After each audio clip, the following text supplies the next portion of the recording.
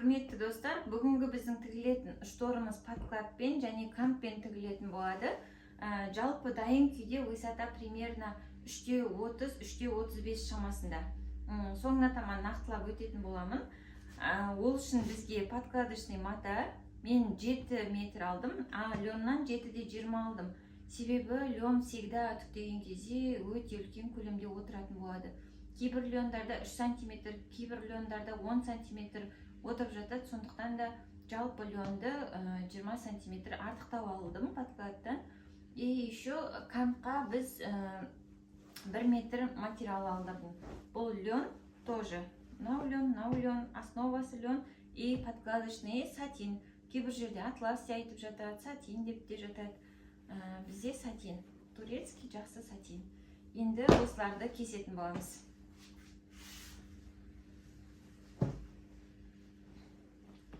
Кстати, ескеретін жай, жалпы лёндардың кейбір шеттері, менде қазір бұл аяқомдікі всегда алып жүргеннен кейін мен білемді, бұл түзу кесіле береді. Кейбір лёндарда жалпы мата бұлайнан қисық или бұлайнан қисық кесіліп жатады. Оны жаңағы мынандай столға немесе жерге, кафельге бұлайнан қойып, что ол ровно 90 градуста екенін нақтылап алу керек. Менде енді бұл материалмен всегда тігіп жүргеннен кейін кәдімгі жіппен кесетін боламын. Мұндағы мына бүдірленіп тұрғандардың барлығын кетіру үшін кәдімгідей кесіп шығатын боламыз. Ең алдымен бірінші осылай шетін жай кесіп аламызды. Осы бойынша жібін тартатын боламыз. Бұл видеоны шторды енді бастағысы кеп жүрген жандар көрсе болады, себебі барлық детальдарына тоқталынған, өте жай түсіндірілген. Видео ұнап жатса, әрине каналға подписаться етіп, лайк қойып, комментарий жазуды ұмытпаңыз. Алдағы уақытта бұл каналдан қандай тақырыпта видео көргіңіз келеді, сол бойынша жаза өтсеңіз, мен арнайы видео түсіретін боламын. Біз қазір 7,20 метр лёнымыздың екі шетін осылай кесіп түзулеп алдық, екі шеті. Енді осы екі шетін біріктіріп аламыз. Біз енді екіге бөлу керекпіз осыны. 7,20-ны. 3,60-3,60-тан. Осылай екі шетін біріктіріп аламыз да, дальше ең соңындағы біріккен жерін табамыз. И сол жерден кесетін боламыз. Бұлай бірдей істеу керек. Біреу бұлай бос болып қалуға болмайды. Всегда екеуін ровно ұстасақ, мата ровно кесілетін болады. Осы жерін кесіп, енді матаны екіге бөліп шығамыз. Сонда бір жағы 3,60, екінші жағы 3,60 болады. Басқа мата кесіліп кетпес үшін, чтобы астында мата жоқ екен, уточнить етіп аламыз. И кескен кезде тоже мән беріп тұрамыз. Мысалы, мына жер қабаттасып кеткен, чтобы ар жағындағы матаны, астыңғы матаны кесіп жібермес үшін, лаж болса бір қабат күйінде кескен дұрыс. Жіп тартып алсаңыздар да болады, немесе лёнда өзінің осылай сызығы болады. Жалпы мысалы, лёнда өзі мысалы бұлай маталар нелер жіптер жүрген ғой, ұзын-ұзыннан. Соның бір жіптің тұсына түсіп алып, осылайнан кесіп кете беруге тоже болады. Осылайнан бір жіптің тұсынан түсесіз да, жіп тартпай-ақ тоже. Өйткені мына жерде анықтап қарасаңыз, барлығы анық болып тұр. Осыны ровно шетінен кесек болады. Тоже ровно шығады. Егер сізге бұлай кесу ыңғайсыз болса, онда жіпті тарту арқылы кессеңіз де өте аккуратно түзу болып шығады. Так, матамызды екіге бөліп алдық. Мына жақта 3,60, екінші жағы 3,60. Енді лёнды тікпес бұрын, жалпы подкладочный шторлардың барлығын тікпес бұрын основасын и подкладты тоже үтіктеп алу керек. Себебі бізде лёнымыз қатты отырады. И барқыт болса да, мысалы, барқыт особо отырмайды ғой. Барқыт болса да тоже үтіктеп алған дұрыс, себебі уже сіз матаны біріктіріп қойғаннан кейін үтіктеген вообще неудобно.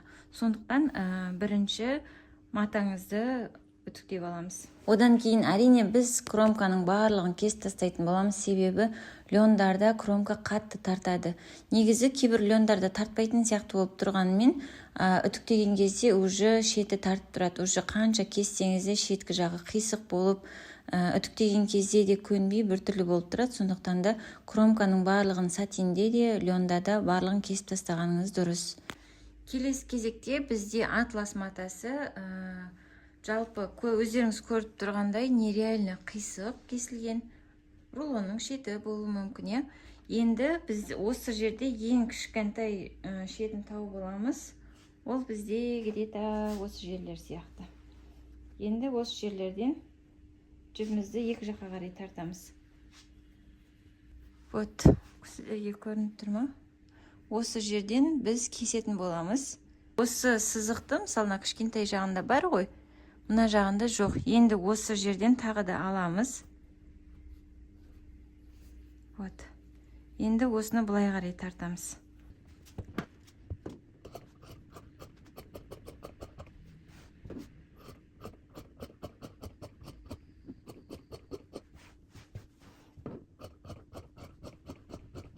Екі шетін түзулеп алдық, енді тоже екіге бүктеп, екіге бөлетін боламыз.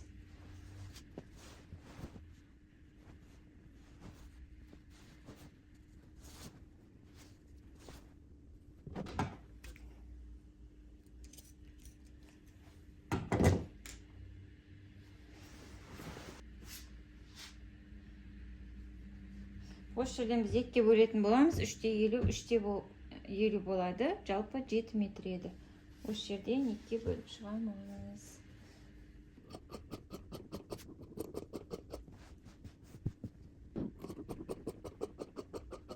Келесі кезекте бізде канатқа арналған 1 метр матамыз. Осыны 5 сантиметрден 1, 2, 3, 4, 5, 7. Осылай енді кантымызды дайындаймыз. Ол үшін бізге 5 сантиметрден 7 штук керек. Ортасындағы біреусін екіге бөлем. Сонда 3,5 штуктан керек болады. Осылай 5 сантиметрден кесіп шығатын боламыз. Енді біздер мына 5 сантиметр кескен матамыздың үстіне белевая веревканы қойып, осылай тігіп шығатын боламыз. Белевая веревка деген жалпы осылай сатылады. Мынау 30 метрі 1500 теңгеден. Фурнитура сататын жерлерде сатылады жалпы. Или көбісі строительный магазиндер бар ғой, сондай жерлерде тоже сатылады. Кантымызды тіккен кезде одинарный лапкамен тігетін боламыз, және осы кантқа тақап отырып тігеміз, сонда аккуратно шығатын болады. Біз мұнда тігіп алдық. Мына ішінде белевая веревка. Жалпы алдағы уақытта өздеріңізде оверлокка болатын болса, сразу осы шеттерін барлығын оверлоктап алсаңыздар болады. Менде өкінішке орай пока оверлок жоқ. Сондықтан полностью тігіп болғаннан кейін барып, ең соңында бір апайға барып оверлоктауға барамын. Сол кезде полный оверлоктаймын.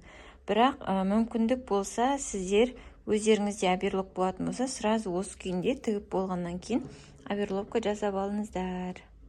Барлық детальдарын дайындап болғаннан кейін штормызды подкладпен біріктірмей тұрып, жеке-жеке осылай үтіктеп алғанымыз дұрыс. Барынша пар беріп үтіктесеңіздер, льондардың отыратыны отырып, барлық жері ретке келетін болады. Үтіктеген кезде мүмкіндігінше вертикально да, горизонтально да үтіктеп отыратын болсаңыздар, матаңыз керегінше мықты өзінің нормасына түсетін болады, формасын жақсы ұстайтын болады. Егер сіздерге видео ұнаған болса, каналға подписация етіп, достарыңызбен бөлісіп, лайк қойып, комментарий жазып өтіңіздер.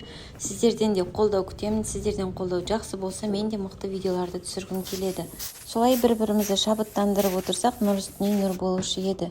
Егер сіздерге видео пайдалы болған болса, ұнаса, мен өте қуаныштымын. Қайырлы білім болсын.